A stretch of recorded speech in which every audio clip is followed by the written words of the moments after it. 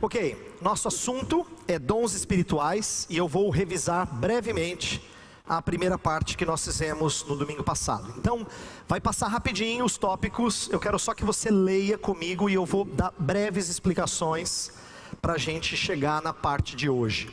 Então, na primeira parte, na introdução que eu fiz na semana passada, eu trabalhei com a ideia de entendermos o que é dom espiritual, para que nós falemos a mesma língua, vamos colocar assim. Eu comecei dando alguns contextos que são importantes, às vezes esquecidos. Eu disse o seguinte, que dons espirituais sempre são tratados num contexto de unidade. O que isso quer dizer? Nos principais textos de dons espirituais, não são os únicos, mas Efésios e Coríntios trabalham bastante essa ideia de dons. A ideia lá é de uma unidade do Espírito. Então Paulo inclusive usa a figura do corpo. Ele fala bastante da igreja como corpo de Cristo. E por que eu quis ressaltar esse aspecto de unidade? É porque, ironicamente, o assunto de dons espirituais deveria ser um causador de união, não de divisão. Mas na história da igreja recente principalmente, estudar dons espirituais tem sido quase que sempre alvo de discórdia. É uma ironia isso, porque eles são tratados em textos que falam de unidade da igreja. Então esse é um lembrete importante. Segundo lembrete importante, é que eles sempre são tratados também num contexto de amor. Então, por exemplo, o corpo se edifica quando os dons são exercidos em amor. Isso é dito em 1 Coríntios 13, Romanos 12 e Efésios 4. São três contextos de dons espirituais. 1 Coríntios 13 é o mais conhecido dos textos e fala de um capítulo inteiro sobre amor. Muita gente conhece, tem até música popular brasileira cantando 1 Coríntios 13, né? Mas só que as pessoas tratam de amor num contexto diferente daquele que Paulo tratou. Paulo citou aquele capítulo inteiro para a gente entender que o exercício do nosso serviço não pode ser arrogante, não pode ser orgulhoso, ele tem que ser feito no espírito de amor. E dons exigem dedicação. Essa foi uma coisa que eu não falei no domingo passado, mas eu incluí aqui. Romanos 12 tem lista de alguns dons e fala assim: se você exorta, faça com dedicação. Se você ensina, esmere-se no fazê-lo. Tem um qualificativo para cada dom. É como se tivesse, você tem essa qualidade, então gaste tempo nela, cansa. Então Paulo se preocupa com isso, por quê? Porque ele sabe que exercer os nossos dons exige dedicação, não basta tê-los. Não é uma mera facilidade que você faz com o pé nas costas, como a gente fala na linguagem bem popular. Exige amor, exige dedicação no exercício dos dons. É possível ter habilidades dadas por Deus e ainda assim exercê-las de forma egocêntrica. Inclusive a carta que Paulo escreve para os Coríntios trata disso, uma maneira errada de usar essas habilidades. Por isso que eu falei no domingo passado sobre dons serem para o serviço. Isto é, eles não são dados para nós nos servirmos. Dons sempre são para outros. Eles sempre aparecem em passagens em contexto comunitário. Então, diferente do que as pessoas pensam, eles não são assim, algo que eu posso usar para me edificar. Na verdade ele não é dado para mim. Olha que curioso, eu como pastor poderia dizer assim: meus irmãos, eu tenho dom de ensino, então quando eu venho na igreja não tem problema, eu me ensino em casa. Não é assim. Na Bíblia, dons são dados sempre para outros, partindo do pressuposto de que você precisa da ferramenta, da qualificação que o outro tem para te servir. Eu não posso dizer que eu me basto. O próprio conceito de corpo não permite isso. Membro nenhum fica vivo fora do corpo. Então a analogia é para a gente pensar que dons são dados para os outros sempre, nunca para nós mesmos.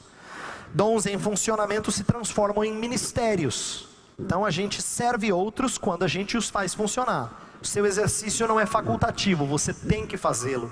1 Pedro fala assim: servir uns aos outros, cada um conforme o dom que recebeu. A ideia é de ordenança, tá? E aí, próximo do final da aula, eu tratei da definição de dom. Eu falei assim: é uma qualificação conquistada pelo Cristo exaltado, concedida pelo Espírito a cada cristão individualmente, com o objetivo de servir tanto o corpo de Cristo como o mundo, sendo assim canal da graça divina. Tem muita coisa aí que eu destrinchei na aula passada. Se você quiser assistir, já está disponível na web, você pode ver depois, tá? Nós trabalhamos também com as 4 listas de dons. Tem dons mencionados em 1 Pedro 4, em Efésios 4, em Romanos 12 e em 1 Coríntios 12. Esses dons são listados e eu coloquei aqui essas listas de dons, tá? E no finalzinho eu falei o que não é dom. O que não é dom? Que as pessoas confundem. Talentos são habilidades naturais. Então eu dei exemplo de cantar. Tem gente que fala assim, eu tenho o dom da música. Não, você não tem o dom espiritual da música. Porque até pessoas que não amam a Deus têm habilidade musical. Dom espiritual não é uma habilidade natural. Ela é uma habilidade concedida pelo Espírito Santo àqueles que são cristãos genuínos. Quando eles nascem de novo, é como se eles estivessem recebendo uma série de características espirituais, habilidades espirituais. Então eles servem para nos ensinar sobre essa nova vida. Portanto, talento não é dom. Pode ser unido a um dom, mas não é dom. Fruto do Espírito também não é dom. E às vezes as pessoas podem ter dom e não manifestar o fruto do Espírito, o que é lamentável, porque fruto do Espírito diz respeito ao caráter. Não devemos confundir com dom. Eu não tenho o mesmo dom que você, e você não tem o mesmo dom que eu, mas todos nós temos que manifestar o fruto do Espírito. O fruto do Espírito é característica de todo cristão, deveria ser, diz respeito ao caráter. E dom também não deve ser confundido com cargo. Você não precisa ter cargo para exercer dom. Cargo é circunstancial, dom é identidade sua. É uma qualificação que você vai ter em qualquer momento. Inclusive você pode ser negligente para com o dom que você tem. Amanhã eu vou falar disso. Às vezes a gente pode ser negligente e não exercê-lo. Não significa que a gente não tem, mas é porque a gente não tem interesse em exercê-lo, tá? Mas a gente não deve confundir dom com cargo. E aí o último slide do domingo passado, eu perguntei, quem escolhe os dons? Aí eu falei, o Espírito os distribui a todos os nascidos de novo, soberanamente. Ele distribui a quem Ele quer. Ele faz a distribuição que Ele quer. A gente não escolhe os nossos dons pessoais. Mas tem um texto lá em 1 Coríntios 31, fala assim, procurai, 1 Coríntios 12, 31, perdão. Fala assim, procurai com zelo os melhores dons. O que esse texto significa? E aí eu expliquei que não significa que a gente pode trocar de dom. Chegar para Deus e falar assim, Senhor, eu não gostei desse pacote, dá para o Senhor trocar? Não é isso que o texto quer dizer. Ele estava falando das coisas que são necessárias, fundamentais para a vida da igreja. Ele estava confrontando a igreja de Corinto que se orgulhava do dom de línguas. E Paulo diz, olha, eu não estou desprezando o dom de vocês, mas tem outro dom que é mais necessário para o bem-estar da igreja. Aí ele fala do dom de profecia, que eu vou falar daqui a pouco, tá? Então, a ideia de procurar os melhores dons é de procurar aquilo que é útil na vida da igreja. Tem coisas que, sem as quais a igreja não sobrevive bem. Ela fica muito doente. Algumas coisas até podem ser exercidas mais ou menos por outros, mas tem coisas que são fundamentais. E eu vou explicar daqui a pouco como alguns dons relacionados à palavra são fundamentais para o bem-estar da igreja. Bem, eu parei aqui no domingo passado, então agora, antes de continuar, eu vou pedir para você abrir a sua Bíblia, e nós vamos ler dois textos. 1 Pedro 4, versos 10 e 11 é o primeiro. 1 Pedro 4, versos 10 e 11.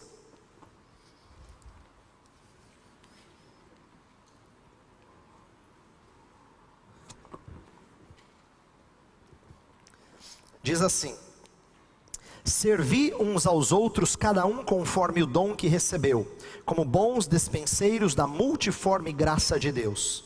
Se alguém fala, fale de acordo com os oráculos de Deus. Se alguém serve, faça-o na força que Deus supre, para que em todas as coisas seja Deus glorificado por meio de Jesus Cristo, a quem pertence a glória e o domínio pelos séculos dos séculos. Amém. Por que eu quero começar com esse texto? Porque ele fala de servir uns aos outros, e no verso 11 ele faz uma divisão de categorias, que é o que eu vou tratar hoje. Fala assim, se alguém fala, não está dizendo de habilidade de falar, todos nós temos habilidades de falar. Se alguém tem dons relacionados ao comunicar, então faça o quê? Fale de acordo com as santas escrituras, os oráculos de Deus. Se alguém serve, faça de acordo com a força que vem de Deus. Então a gente vai falar hoje de dois tipos de dons. Tem os dons num pacote que a gente chama de dons de falar, e depois a gente vai falar sobre os dons de servir. E eu vou colocar alguns dons nessa categoria. O outro texto que eu quero ler é Efésios 4, a partir do verso 11. Efésios 4, a partir do verso 11.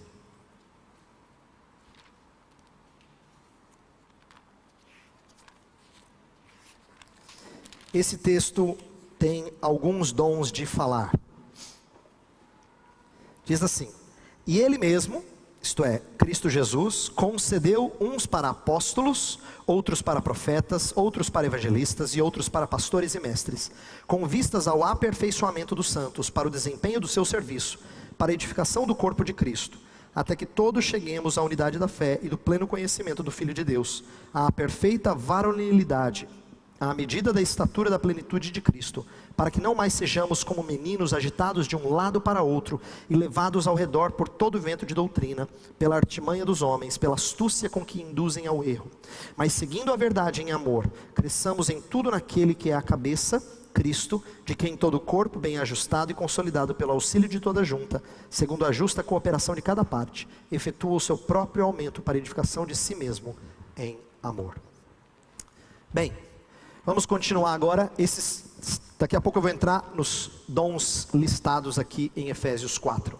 Eu quero dizer mais algumas coisas em caráter introdutório, para a gente entender o porquê eu estar estudando esse assunto com vocês.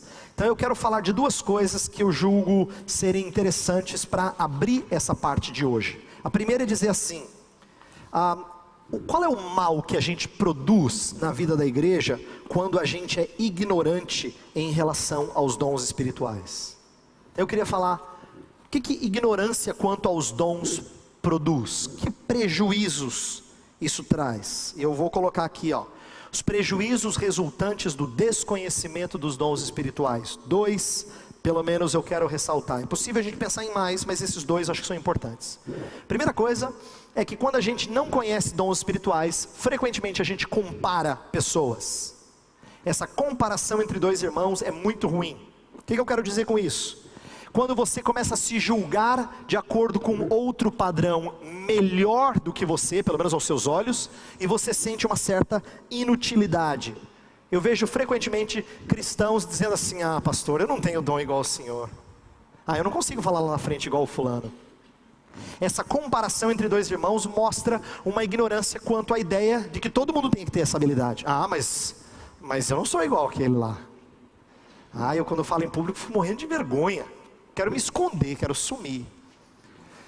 É bom que a gente entenda que não é esperado que todos vocês tenham habilidades ligadas a ensino público. Não deve ser esperado isso. Por quê? Porque o corpo de Cristo funciona com pessoas de habilidades diferentes. O texto de Gálatas 6 fala de cada um carregar a sua carga, cada um entender a sua função, carregar o seu peso. Então é importante a gente não gerar esse tipo de comparação que desperta menosprezo, tá? Uma segunda coisa é a falta de reconhecimento mútuo. Esse é o outro lado. Normalmente é o lado crítico nosso. É quando a gente está fazendo alguma coisa e a gente esperaria que o outro fizesse igual. Porque presta atenção, você sempre critica as pessoas baseados no padrão que você mesmo é para os outros. Você nunca critica baseado naquilo que você não faz. Normalmente as suas críticas não vêm nos erros que são seus. Até porque seria um tapa na sua própria cara. Dizer, fulano não faz isso, mas eu também não faço. Então normalmente a gente olha com maus olhos para aquele que não faz as coisas que a gente faz.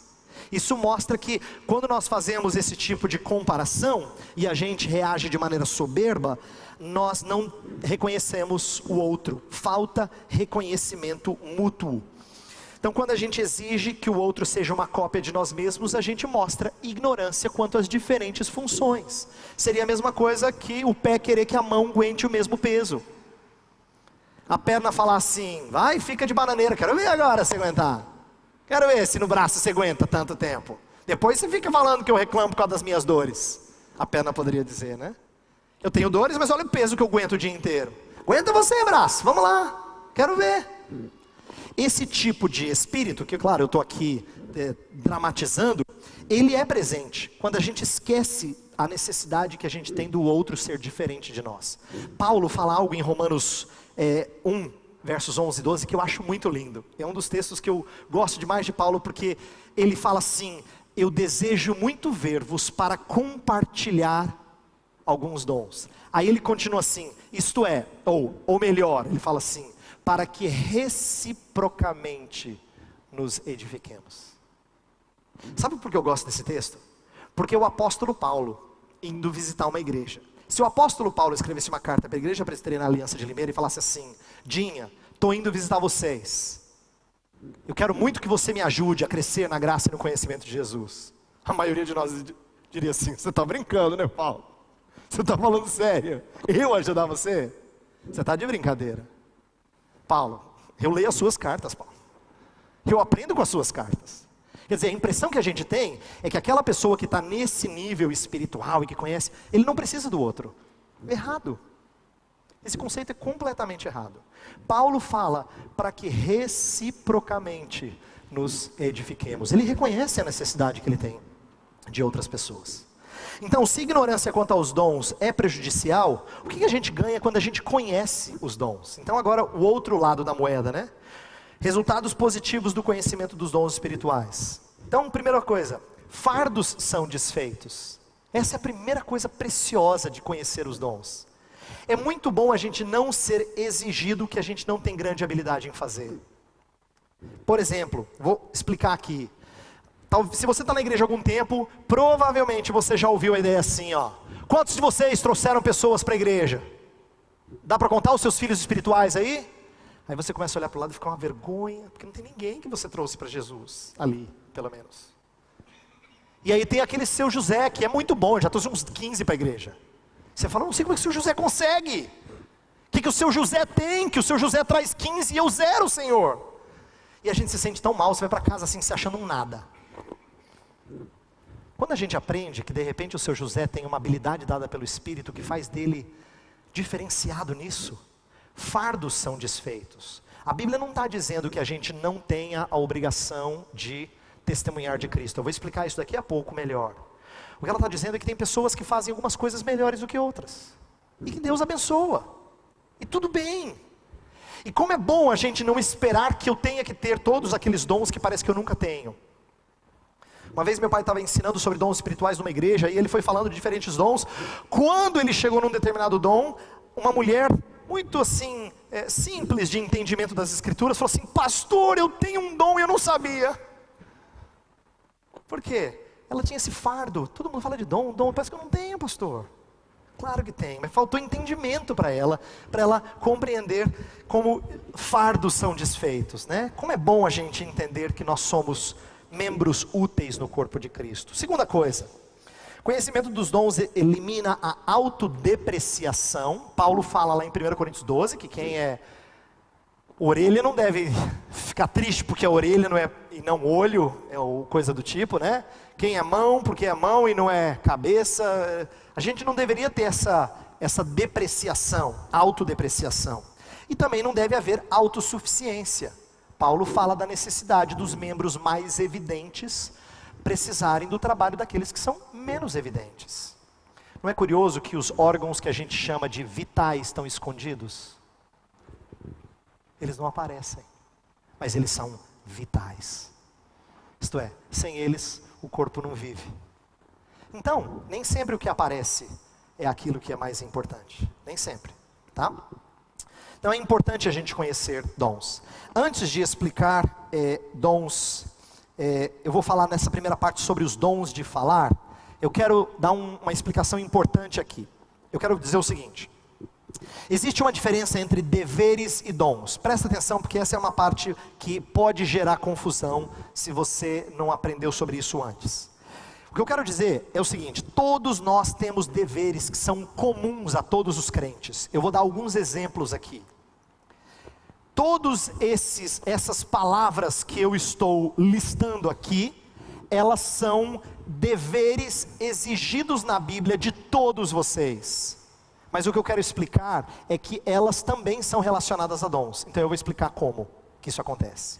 Veja só, eu não vou abrir cada texto com você, mas eu vou lembrar alguns aqui, ó.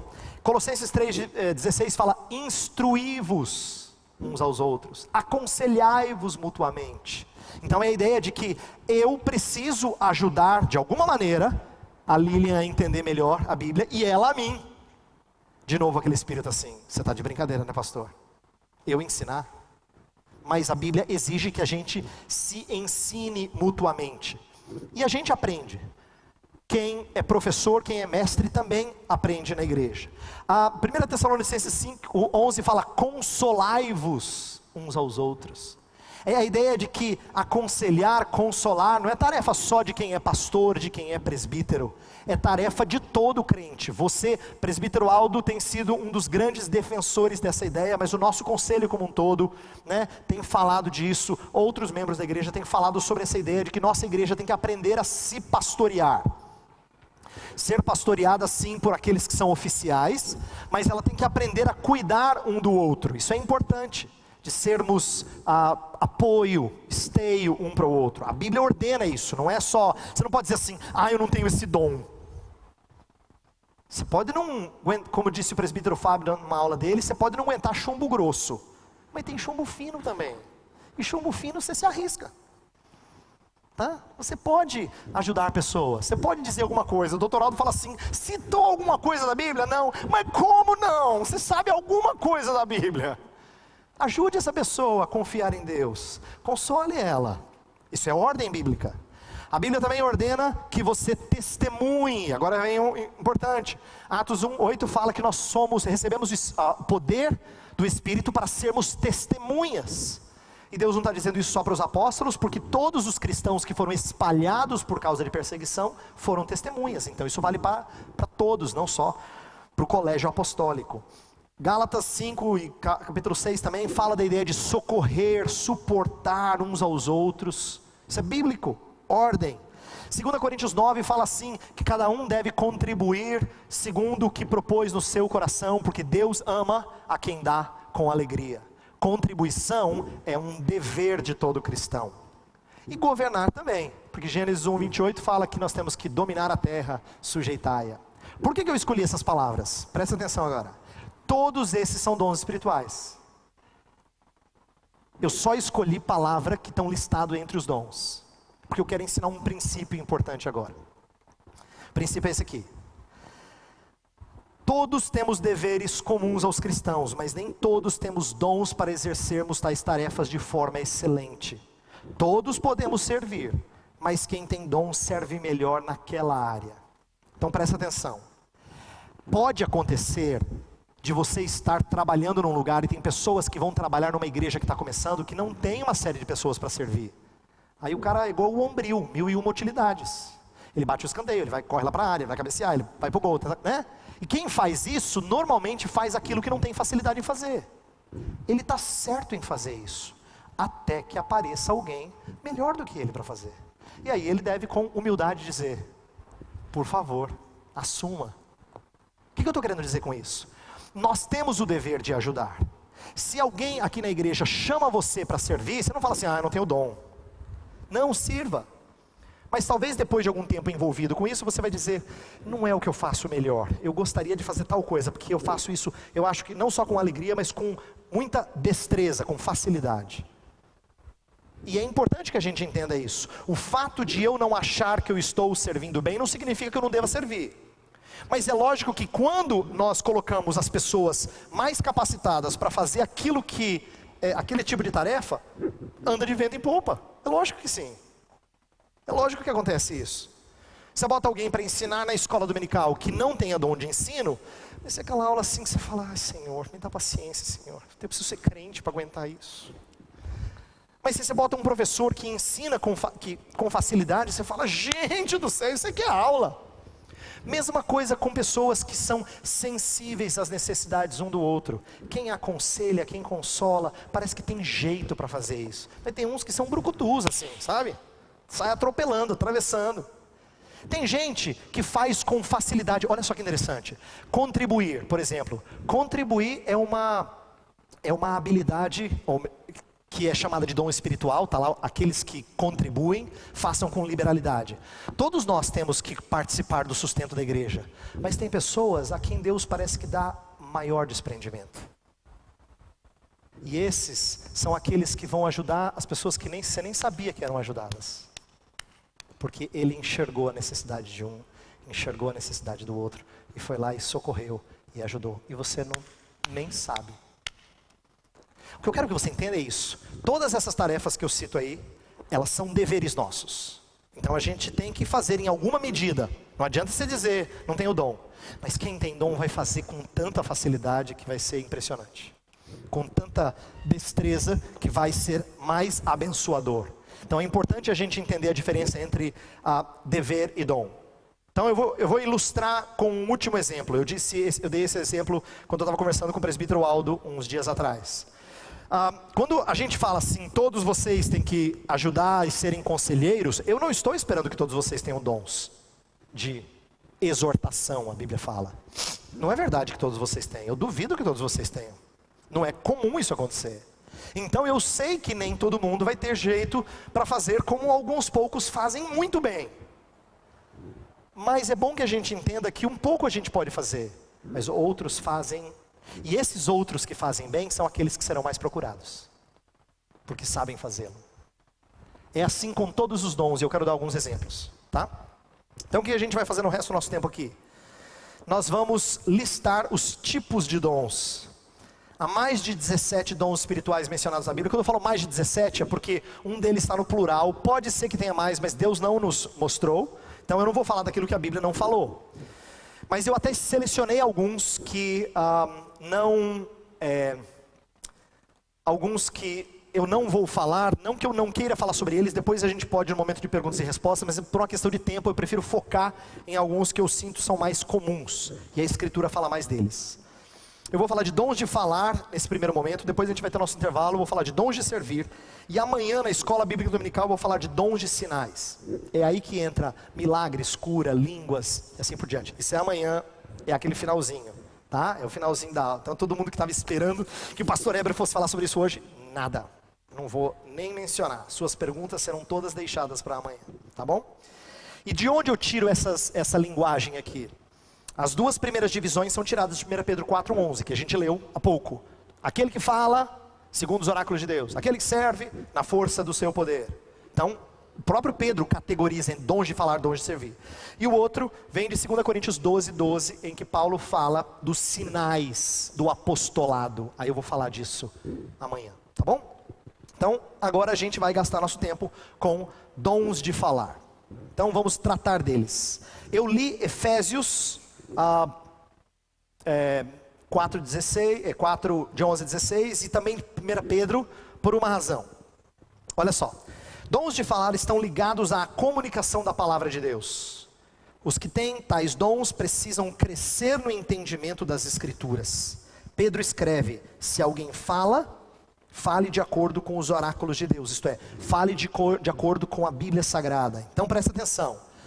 Se alguém gosta de evangelizar, se gosta de pregar, se gosta de ensinar, se gosta de aconselhar, qualquer uma dessas atividades precisa ser repleta de Bíblia, tanto explícita quanto implicitamente.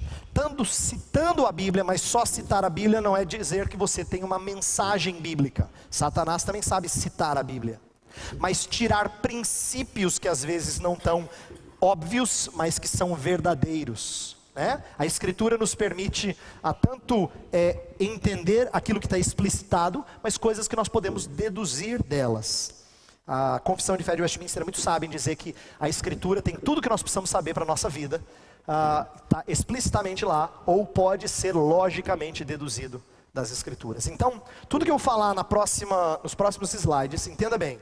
Se você sente que Deus te deu alguma habilidade nisso, então você precisa ser um conhecedor da Bíblia. Quando eu falo conhecer a Bíblia, não é que os outros crentes não precisem conhecer, mas é que você tem que conhecer para passar para os outros. Normalmente quem conhece para ensinar, conhece mais, né? Quem conhece para passar para os outros, tem que conhecer mais. Você já viu gente dizendo assim, eu sei para mim, eu só não sei falar para os outros. Já viu gente dizer assim? Não é? Isso não serve para quem tem dons de falar. Você tem que conhecer para comunicar isso aos outros. Então, quero pegar a lista de Efésios 4:11, que tem lá 5 coisas, fala de apóstolos, profetas, evangelistas, pastores e mestres. Alguns interpretam pastores e mestres como sendo um só. E quero primeiro dar uma explicação aqui rápida sobre o contexto. Algumas pessoas, respeitadas inclusive, que eu admiro bastante, defendem que essa não é uma lista de dons, mas é uma lista de ofícios. E essa lista de ofícios, ela fala de ofícios que não existem mais. Então, por exemplo, as pessoas que interpretam assim, elas entendem que apóstolos, profetas, evangelistas foram ofícios, foram posições autoritativas na época da igreja primitiva. Aquela primeira igreja logo depois de Jesus Cristo ressuscitar e subir aos céus, que foi descrita o começo da sua história no livro de Atos dos Apóstolos. Aquela igreja tinha esses ofícios, mas hoje a gente não tem mais. Essa é a interpretação de algumas pessoas. Então eles falam que o ofício que Deus deixou para a igreja hoje é de pastor mestre. Aí eles interpretam essas palavras como sendo uma coisa só. Eu não defendo essa posição, porque eu vou aqui dar uma explicação muito rápida, não dá para entrar em muitos detalhes. Eu entendo que a necessidade dessas funções, ela parece apontar para algo que não é feito de uma vez por todas, mas carece de atuação constante. O texto que a gente lê hoje fala da edificação do corpo, que vem em decorrência desses dons. E fala assim, para que a criança não seja, para que a pessoa não seja agitada de um lado para o outro por vento de doutrina, mas para que o corpo cresça bem ajustado. Tudo isso que está sendo descrito é gradativo, não é instantâneo. Esse crescimento, ele é gradativo. Então, por esta razão, não é a única, mas por essa razão eu sou inclinado a pensar que aqueles dons são necessários para a igreja sempre. Não são coisas que aconteceram no passado e não são repetidas hoje. Eles são necessários para a igreja porque esse crescimento continua acontecendo na vida da igreja. A gente sempre está em fase de crescimento. E eu não estou brincando com aquela piadinha que primeiro a gente cresce assim, depois a gente cresce assim. Não, na Bíblia Sagrada nós somos iguais crianças, crescendo para que a gente atinja a estatura da varonilidade de Cristo. Isso é, nos tornarmos homens maduros, como era Jesus Cristo, o nosso irmão mais velho. Essa é a ideia. A gente está em constante crescimento, e esses dons de falar são necessários para a vida de constante crescimento da igreja. Por isso, nós concluímos que a lista é de dons, ainda que haja ofícios relacionados a tais dons. Então deixa eu explicar essa última frase. Tinham apóstolos no Antigo Testamento que não tem hoje. Por exemplo, os 12, quando Judas deixou os 12 e tiveram que escolher um novo apóstolo, eles colocaram 2 critérios. Você tinha que ter vivido com Jesus Cristo e recebido os ensinamentos dele, e teria que ser testemunha da sua ressurreição. Essas coisas não são verdadeiros de ninguém hoje que se diz apóstolo. Tá? Ela só valeu para um homem que foi apóstolo fora de tempo. Por quê? Ele tanto recebeu o ensinamento diretamente de Jesus, quanto ele foi testemunha da ressurreição de Jesus. E esse homem era Saulo, e passou a ser chamado de Paulo. Ele cumpriu os 2 critérios, por isso que ele é chamado na Bíblia de um apóstolo. Ele fala um apóstolo nascido fora de tempo. Então, existem ofícios com esse nome. Apóstolo, tem o ofício de profeta no Antigo Testamento. Mas quando eu falo de dons agora, eu não quero que haja confusão com aqueles que eram apóstolos lá atrás, com os profetas do Antigo Testamento, tá? Então eu vou falar de habilidades, não de posições autoritativas. Então vamos lá. Vamos falar das habilidades. Quero falar uma por uma. Primeiro, deixa eu falar de apóstolos. O que eu julgo ser o dom do apostolado? No caso aqui, esses apóstolos citados em Efésios 4:11. O que eu gostaria de explicar é que apóstolo, primeiramente, tem o sentido de ser enviado. Tá? O verbo apostelo no grego é ser enviado por alguém, é ser levado para lugares distantes, ou lugares que não são, que não tem frentes abertas, alguém que é comissionado para alguma coisa. Essa é uma boa palavra, sinônima de apóstolo. Então, o que isso significa?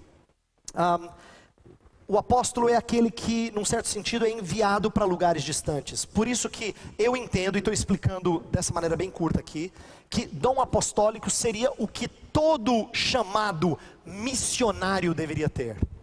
Sabe quando a gente fala assim, fulano é missionário? Essa é a função que ele ocupa. O que ele deveria ter de habilidade? Ser alguém apto a entrar em lugares não semeados e começar novas frentes. Ele deveria ser capaz de começar novas frentes e abrir terreno. Sabe, as primeiras pessoas que vieram como missionários do Brasil, eles literalmente, em alguns contextos, tiveram que abrir mato, né? Tiveram que abrir caminho. Então você vai lá no meio do mato e vai abrindo caminho. A ideia aqui, que eu estou tentando propor, é que o dom do apostolado seria uma habilidade de ir para lugares em que o evangelho ainda não foi devidamente semeado, e você faz isso, você cria novas frentes. Então eu comparei com o missionário para a gente entender o que a gente normalmente chama as pessoas que têm dom. Mas que fique bem claro, nem todo missionário tem dom de apóstolo, por isso que eu acho que não se dá bem no campo em que ele está exercendo. Isso é importante a gente entender. Eu conheci um pastor que chamou muito a minha atenção pelo jeito dele. Ele é um pastor que ama trabalhar com novos trabalhos. E uma vez ele estava contando um trabalho que ele fez num lugar bem distante do Brasil, bem assim, carente de trabalhos cristãos, saudáveis, e também socialmente um nível baixo, e ele lida muito bem com esse povo, porque ele é muito simples de linguagem e tal. E aí, ele estava contando que quando estava assim bom, e a igreja organizou, e todo mundo estava super feliz, ele falou, está na hora de eu ir embora. A igreja falou, não pastor, agora que a gente organizou, ele falou, pois é isso mesmo, está na hora de eu ir. O meu trabalho foi esse, eu gosto de fazer isso, mas agora que a gente pegou um amor pelo Senhor, ele falou, agora vem outro, é cuidar de vocês. Eu não trabalho assim, eu trabalho com outro tipo de coisa. E ele saiu de campo e foi para outro campo, e no outro campo que ele foi, ele fez a mesma coisa. Para mim esse homem estava demonstrando um entendimento daquilo que ele faz de melhor. O maior prazer dele não é ficar aqui falando na frente desse mundo de gente.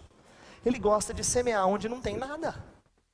Ele gosta de trabalhar com a terra bem despreparada. É o prazer dele, é a habilidade maior dele, é onde Deus o abençoa mais. Nesse sentido, para mim, ele é um exemplo de dom de apostolado. Próximo da lista, os profetas. Profetas, eles têm um aspecto aqui diferente. Eu quero fazer uma distinção muito clara entre o profeta como dom e o profeta do Antigo Testamento, porque na maioria das vezes a gente ouve profeta, a primeira coisa que nos vem à mente é prever o futuro, e a gente se esquece que não é isso que o profeta essencialmente fazia. Por exemplo, tem profecias do Antigo Testamento que quase não gastam tempo com predição. O negócio deles não é isso. O profeta não é essencialmente um adivinho. O que o profeta é essencialmente é alguém que profere aquilo que Deus lhe falou. É isso que o profeta faz. Ele é um arauto, ele é um comunicador daquilo que Deus lhe disse. Então, nós não podemos achar que profeta tem a ver com a ideia de prever futuro. Embora na Bíblia tenha havido homens com essa habilidade, o dom profético aqui não tem nada a ver com isso. Pelo contrário, o dom profético ele é muito bem descrito em 1 Coríntios 14. Eu vou pedir para você abrir lá. 1 Coríntios 14. Eu quero ler versos 1 a 3, depois o 24 e o 25.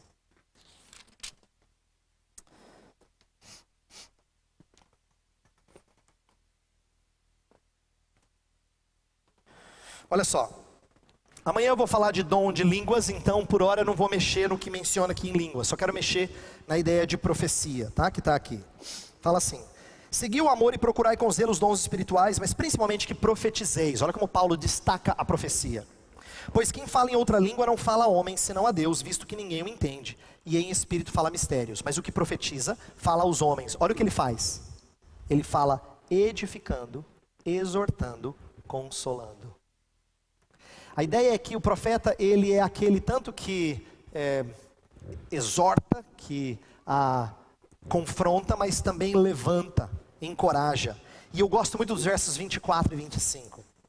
24 e 25. Porém, se todos profetizarem, e entrar algum incrédulo ou indouto, é ele por todos convencido e por todos julgado.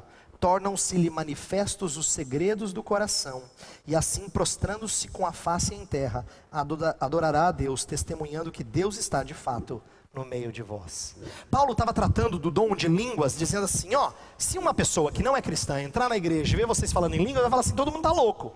Mas se ele entrar e ouvir uma profecia, aí Paulo vai explicar o que acontece. Se ele ouvir uma palavra profética, o que vai acontecer?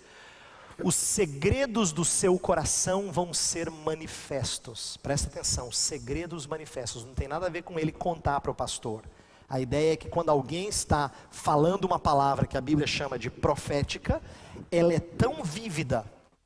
A impressão que dá é que quem está falando conhece você de dentro para fora, que frequentemente, quando alguém é confrontado com uma palavra assim, no final ele diz assim: quem é que contou para você? Quem é que te contou o que estava acontecendo? Eu sei que alguém me falou. Alguém falou para você. Tenho certeza. Não é possível. Você falou só para mim hoje. E muitas vezes quem fala essa palavra não tem a mínima noção que falou diretamente a um ou a outro. O que isso mostra? O texto de Coríntios fala que quando essa palavra é dita, ela impacta de tal forma que a pessoa que a recebe diz assim: Deus está aqui. Não é possível. Então Deus está aqui, porque Deus é que te falou tudo isso.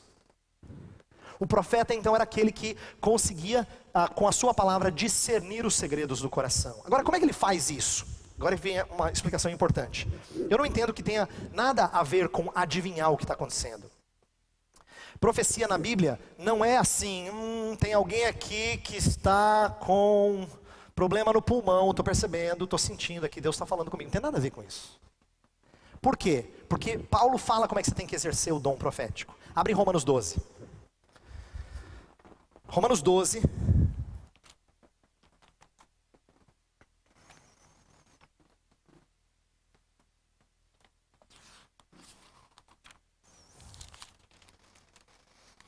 Romanos 12 tem um ensinamento muito interessante. Fala assim, ó. Tendo, porém, diferentes dons, segundo a graça que nos foi dada. Verso 6, tá? Romanos 12, verso 6. Tendo, porém, diferentes dons, segundo a graça que nos foi dada, se profecia, seja segundo a proporção da fé. Se profecia, como é que você deve exercer? Segundo a proporção da fé. Num primeiro momento, parece que esse texto quer dizer que se você tiver o dom da profecia, você deve profetizar de acordo com a quantidade de fé que você tem. Se você tem muita fé, você profetiza mais. Se você tem pouca fé, você profetiza menos. Só que esse sentido é completamente estranho à Bíblia. Imagina alguém que tivesse que falar uma palavra de Deus, mas ele tem pouca fé. Ele fala assim: gente, eu não vou falar, eu estou com pouca fé hoje. Não tem nada a ver com a sua fé subjetiva. Esse é um entendimento completamente equivocado. Por quê? Porque olha o que diz em versos anteriores, no versículo 3.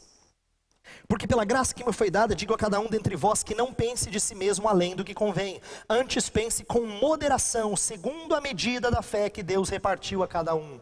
A medida da fé é o que deve dar moderação a você. Imagina se a gente tem muita fé.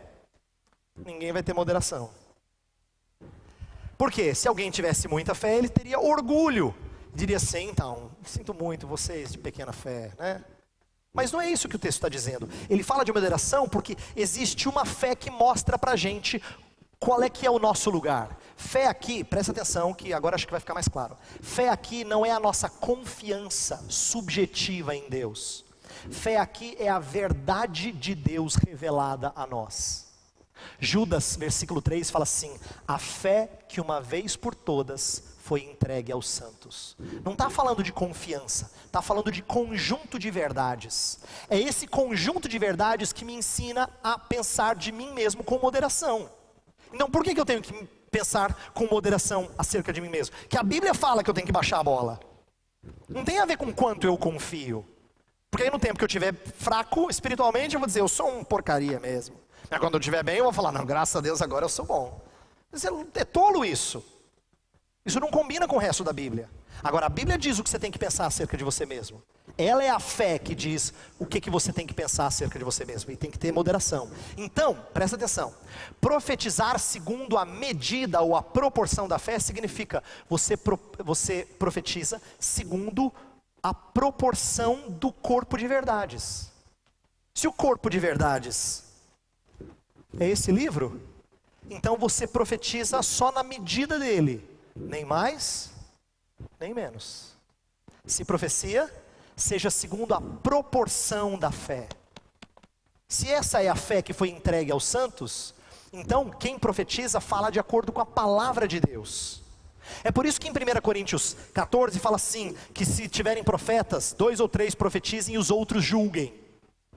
Como é que a gente pode julgar se alguém está profetizando coisa que não tem nada a ver com a Bíblia? Então profecia não tem a ver com adivinhação. Profecia tem a ver com ensinar verdades que sejam segundo a proporção da revelação de Deus, da Bíblia. Aí dá para julgar, porque aí você tem um parâmetro para dizer assim, olha, o que você está falando não é verdadeiro, porque a Bíblia diz assim, assim, assim. Agora, se eu sou um profeta daquele tipo assim que diz, olha gente, a programação de vocês amanhã vai furar, viu, porque vai chover. Estou dizendo, Deus me falou, vai chover. Como é que você julga? Se nem meteorologista acerta. Você não tem como julgar. É impossível julgar coisas dessa natureza subjetivas. Só é possível julgar quando você tem um padrão para julgar. Por isso que quem profetiza, profetiza segundo a palavra de Deus. Então o que é profecia? Tudo para explicar isso aqui, ó. Tudo que eu falei para explicar isso aqui. Profecia é aquele que pega essa verdade de Deus e confronta as pessoas com ela, com o intuito de admoestá-las, mas também de levantá-las. Frequentemente quem é profeta, ele prega com uma preocupação ética. Quem é profeta frequentemente vai falar de santificação, porque ele quer que você cresça no caminho com Jesus Cristo. Ele vai exortar você a abandonar o caminho de pecado, o seu orgulho e voltar-se para o Senhor Deus. Quem é profeta quer fazer essas coisas porque o intento dele é corrigir o povo dos seus maus caminhos. Eu citei um verso na semana passada, lá em Provérbios, que fala, sem profecia o povo se corrompe. Por quê? Porque o profeta é o tom ético no meio do povo. Ele é aquele que corrige o povo dos seus maus caminhos. Então o profeta frequentemente vai ter essa ênfase, essa preocupação com vida limpa, com caráter, essa pregação com um forte tom ético. Vamos prosseguir aqui, depois vocês vão ter um momento para perguntar se ficou alguma dúvida. Evangelista. Então o que seria o dom de evangelista, o dom de evangelismo, se a gente pode colocar aqui? Quero explicar aquilo que eu falei antes. Eu não vou defender que se você não tem o dom, você não tem que falar de Jesus. Não é verdade. A Bíblia diz que todos nós somos testemunhas. E todo mundo que testemunha tem que falar daquilo que viu e ouviu. Então o que é ser testemunha de Cristo? É você falar daquilo que você tem percebido de Deus na sua vida e das pessoas ao seu redor. Você tem que saber falar disso. Você tem que chegar para as pessoas e dizer assim, ó, eu queria contar o que Deus fez na minha vida, eu sou testemunha. Deus fez isso, isso, isso. Quero contar para você. Isso você pode fazer. E não precisa de nenhuma habilidade extraordinária. Mas eu quero defender que quem tem dom de evangelista, ele tem uma facilidade especial, particular, ímpar, de explicar a redenção. Ele consegue fazer com que as pessoas entendam com mais clareza e parece que sejam mais cativadas por isso. Eu já tive vontade de ter momentos à la Filipe no livro de Atos. Filipe é aquele chamado evangelista, que num determinado momento ele é tirado de onde ele está e colocado no deserto onde tem um eunuco lendo a Bíblia. E assim, momento perfeito, mas gente, eu já tive conversa com pessoas que estão lendo a Bíblia que não gerou nenhum tipo de transformação assim lá na hora. Mas Filipe gerou e foi fantástico, né? Ele começa a explicar e ele diz assim, você está entendendo o que você está lendo? Aí ele fala, como é que eu posso entender se ninguém me explica? Aí ele, pois não. E lá vai Filipe junto com o eunuco, e as coisas são tão bem explicadas, e aquilo fica tão claro, impacta aquele eunuco de tal forma, que ele diz, o que impede de você me batizar aqui? E aí eles param no meio da estrada, acham um pouquinho de água lá, e ele é batizado ali, porque ele creu em Jesus Cristo. Uma conversa no táxi, vamos colocar assim, tá? O evangelista é desse tipo. Você fala assim, cara, no táxi. Foi no táxi ali, eu conversei, aí o cara falou, eu quero crer em Jesus agora. Pois é agora, vamos orar agora, no táxi. Você fala assim, como é que consegue? Não é? Não tem uns assim que parece que tem uma facilidade? Deus dá a algumas pessoas uma habilidade de ganhar outros, e eu louvo a Deus por esses, porque esses frequentemente promovem o crescimento da igreja de Cristo. Prosseguindo aqui, para a gente ganhar tempo. Agora vou falar dos pastores. O pastor é o mesmo chamado dom de exortação, lá em Romanos 12. Romanos 12 fala assim, versículo 7. Versículo 8. O que exorta, faça-o com dedicação. A ideia de exortar aqui está embutida no dom de pastoreio. Entenda bem, quando eu falo pastor, deixa eu repetir aqui, eu não estou falando de gente como eu ou o Jailson. A gente tem título de pastor, não é necessariamente um pastor, deveria ser, mas tem pastor que não é pastor. Não pense em nomes, por favor, apaga da cabeça, pra você não ficar crítico, tá? Mas você entendeu o que eu quero dizer? Título é uma coisa. Não estou falando de título, estou falando de habilidade. Tem pessoas que não são pastores, nem são pastoras no sentido de serem ordenados, mas eles são pastores de cuidar de outros. Meu pai costuma chamar a gente assim de ovelheiro. Ovelheiro é que ele gosta de lidar com a ovelha assim. Ele pega a ovelha e coloca nas costas. Aí a ovelha se machuca, ele vai lá, sara a ovelha. Aí a ovelha começa a chorar, ele vai lá e conforta. Tem gente que é ovelheiro, é bom de cuidar de ovelha. Ele tem, assim, facilidade de lidar com pessoas abatidas, fracas, desanimadas. E o pastor, ele faz isso, ele encoraja e conforta aquele que está sendo aconselhado. É bom que a gente entenda que isso faz parte da vida da igreja, ok? Eu vou falar daqui a pouco, mas eu já adianto. Pastores, presbíteros, é esperado que tenham esse dom, em alguma medida. Mas outras pessoas na igreja devem ter. Inclusive, aqui vai uma coisa importante. Acontecem situações em que os líderes da igreja não são bem dotados em alguma área. Pois a melhor coisa que eles têm a fazer é procurar quem é, para lhes ajudar nisso. Por quê? Na sua multiforme graça, por isso que é multiforme, Deus traz pessoas diferentes com habilidades diferentes para servir o corpo. E a gente tem que entender a necessidade uns dos outros. Então, há casos em que pastores, eu conheço gente assim, eles não são muito bons de pastoreio. Mas se eles são pelo menos humildes, eles vão chamar quem é bom de pastoreio. Para cuidar da igreja. No mínimo, essa correção. Não é nem ideal, porque quem tem título de pastor deveria ser pastor.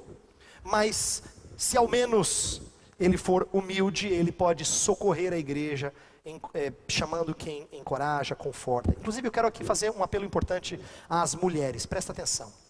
Na nossa igreja, nós não temos mulheres que são oficiais, isto é, pastoras, presbíteras e assim por diante. No entanto, quando a gente fala de dons, é preciso que você entenda o lugar que cada um ocupa. E como é importante a gente despertar ou encontrar pessoas no nosso meio que têm dom de pastoreio ou dom de exortação. Por quê? Porque serão muito úteis na vida de outras mulheres. A igreja vai crescer muito se nós começarmos a descobrir quem é hábil nisso, quem tem essa habilidade e faz isso bem, que seja um norte na vida de outras pessoas. E aí você poderia me perguntar, quem? Como é que a gente sabe que a pessoa tem essa habilidade? Então deixa eu dar um exemplo bíblico e depois eu vou falar de características. Primeiro exemplo bíblico. Você lembra de Barnabé? Era seu nome Barnabé, natural de Chipre, também chamado de José do quê? Das Consolações. Por que ele é chamado de José das Consolações? Porque ele era um pastor nato. E tem uma prova disso na Bíblia, muito bonita.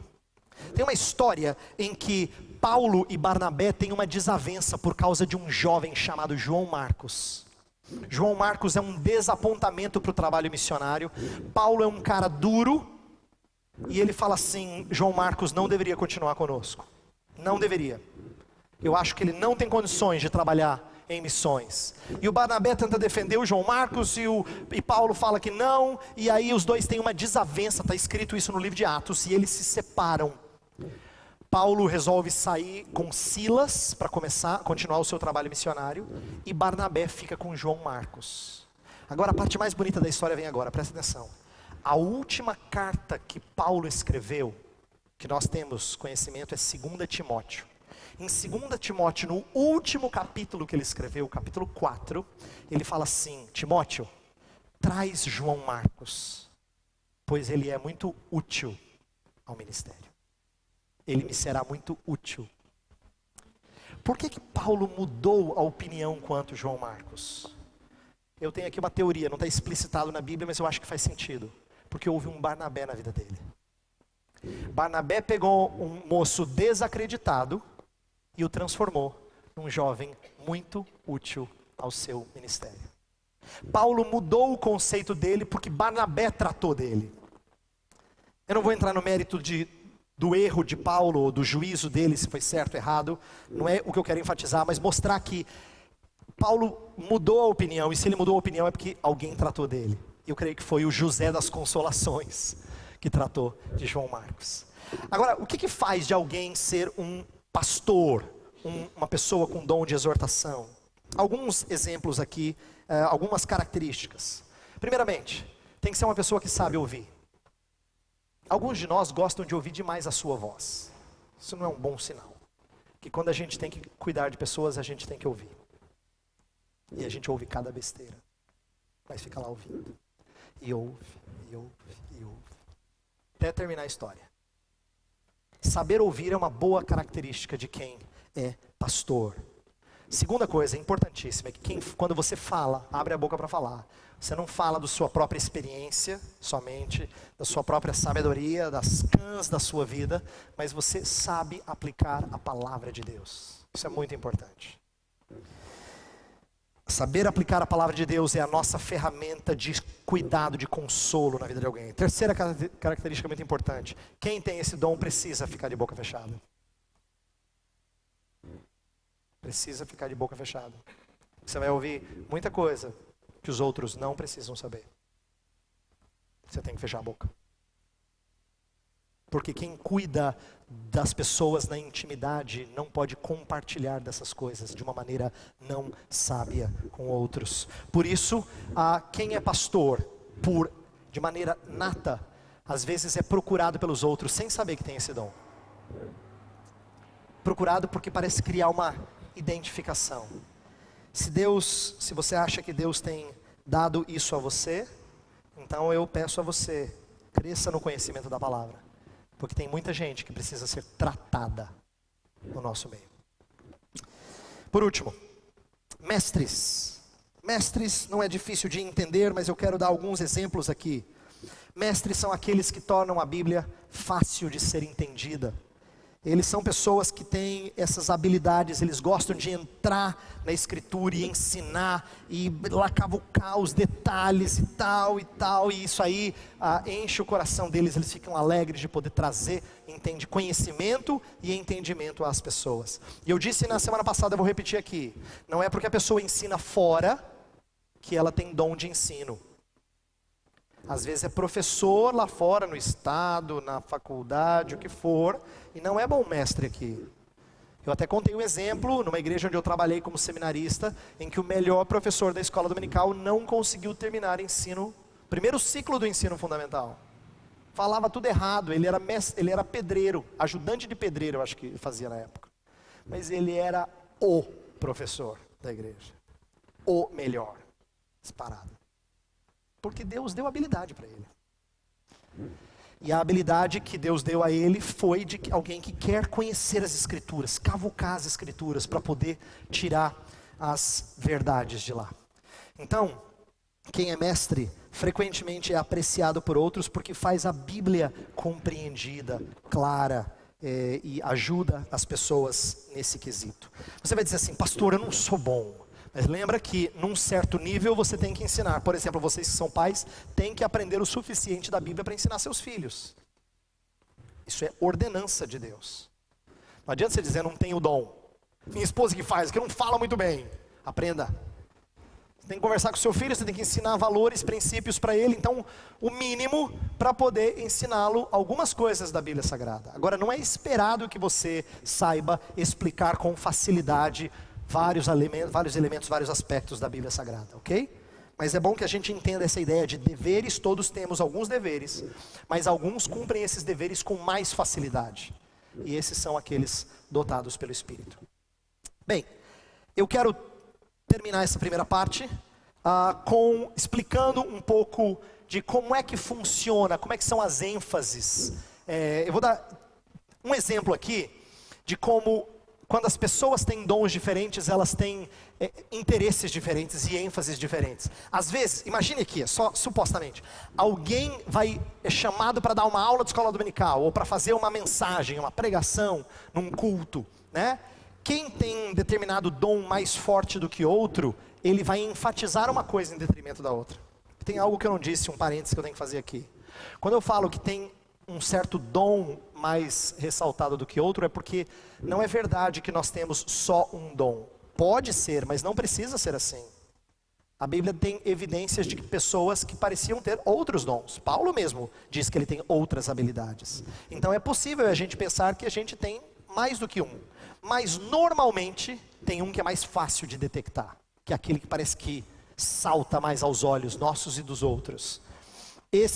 Eu quero dar um exemplo de alguém que tem esse dom mais forte. Então presta atenção no exemplo que eu vou dar. Vamos supor que os três fossem pregar uma mesma mensagem ou dar uma mesma aula sobre a parábola do bom samaritano. Acho que a maioria conhece essa parábola. Lembra que um homem está na estrada, ele é pego por ladrões, surrado, deixado quase que morto na estrada. Jesus diz que o primeiro que passou perto foi um sacerdote, ao invés de ajudar, ele passou de largo, ele atravessou a rua, passou do outro lado para não ter que ajudar, que ele tinha coisa para fazer lá no templo. Depois passou um levita, e o levita também era alguém que cuidava das coisas da igreja, vamos dizer assim, e ele não ajudou, ele também passa de largo. E quando Jesus está contando essas coisas, ele está fazendo uma crítica aos judeus que se julgavam religiosos. Mas aí a parte que mais doeu os seus ouvintes foi o terceiro homem que passa na história, que é um samaritano. O samaritano é odiado pelos judeus, considerado gentalha, vai para usar uma linguagem do Chaves aqui. Gentalha, é gente de outro nível, tá? É gente assim, não dá nem para conversar com gente assim.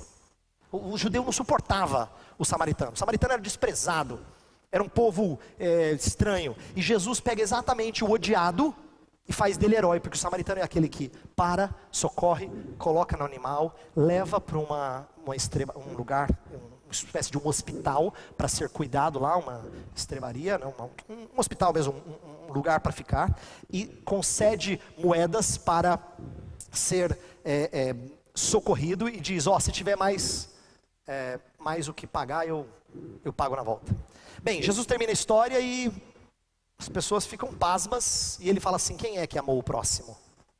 E aí todo mundo entendeu, o samaritano. Aquela resposta assim que deve ter dado raiva de dizer, né? Samaritano.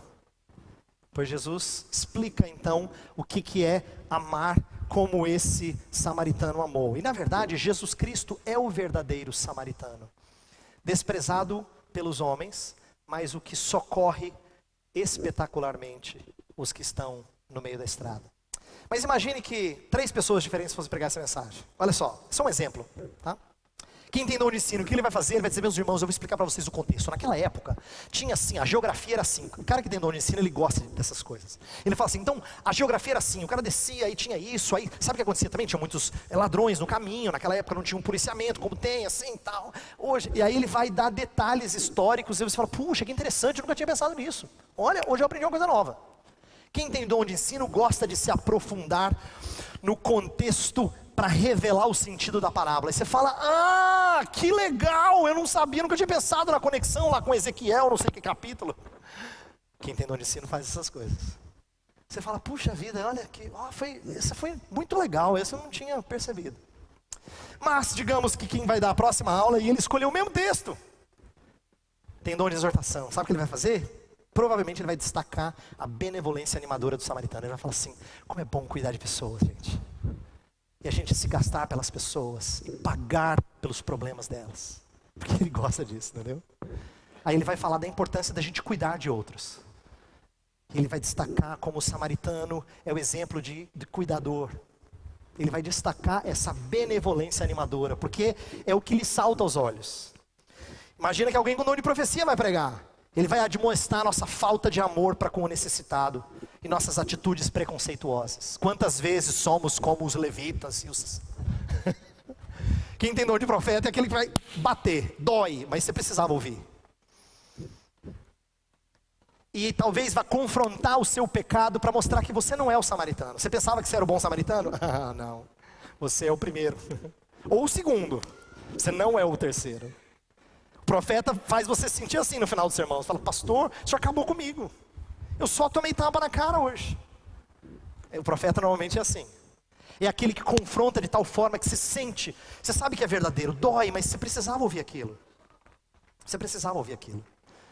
Por que eu dei esse exemplo? E eu não estou inventando isso, eu estou tirando de um livro escrito por uma mulher sobre dons, muito bom, da Lyda Knight, que chama Quem é Você no Corpo de Cristo? Muito legal esse livro. Ela cita esse exemplo, eu adaptei, para mostrar que quem tem dom dá ênfases diferentes, e por isso que nós aprendemos, olha que legal, as 3 coisas que eu cito aqui são verdadeiras.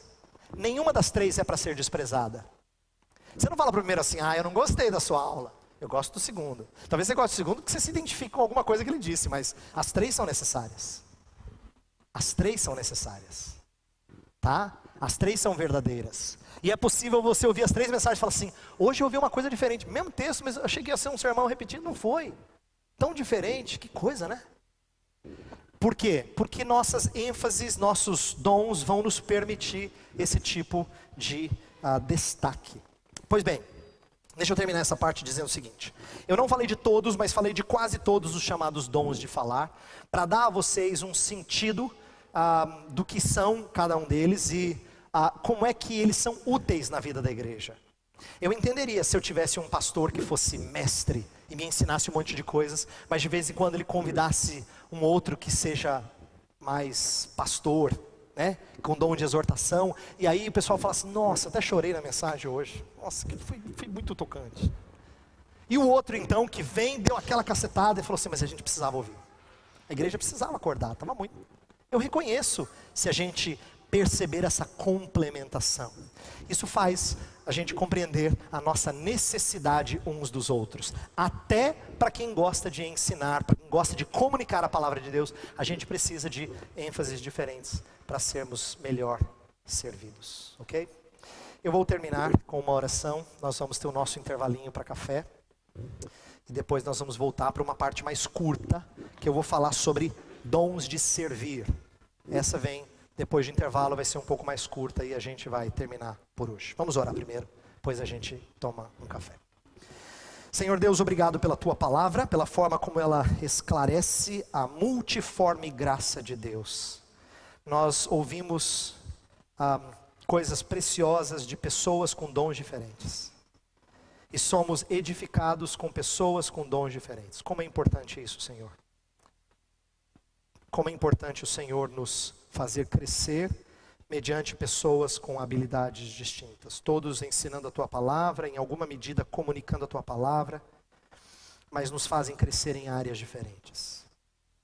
Nossa oração nesta hora é que o Senhor comece a despertar gosto no coração daqueles que se veem em um desses dons, um gosto por estudar mais a Tua palavra, um gosto por maior disposição no serviço, que haja um desprendimento maior, que nós saibamos agir em conformidade com a Tua ordem de servirmos uns aos outros, cada um conforme o dom que recebeu. Oramos em nome de Jesus. Amém.